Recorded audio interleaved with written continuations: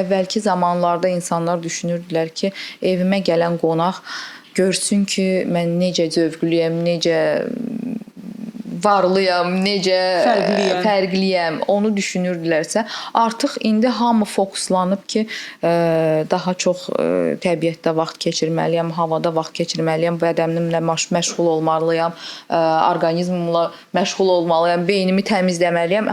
Artıq bunları memarlıqda da, yəni interyerlarda da istəyirlər və düz edirlər mənə görə. Çünki həqiqətən insan nə qədər özünə doğru fokuslansa, hisslərinə, bədəninə, orqanizminə, o qədər özünə xəyanət etməmiş olur. Gözəl nəticə almış olur. Çox maraqlıdır ki, burada biz belə bir paralel apardıq ki, məsələn, əvvəllər istər evin ən gözəl əşyaları, evin ən gözəl bucağı qonaqlar üçün, gələcək olan insanlar üçün nəzərdə tutulurdu. Halbuki bugünkü gün hər kəs həmən o ən gözəl, o servantda illərlə tozlanan ən gözəl o dəsti özünə istifadə etməyi seçir və bu haqda danışır ki, mən niyə o qonağın gəlişini gözləyim və yaxud evdəki o masalar müəyyən qədər kiçilir, çünki artıq mədəniyyət və həyat tərzi o qədər dəyişib ki, böyük o, bəlkə də təəssüf edərək deyirəm, o böyük qonaqlıqlar və s.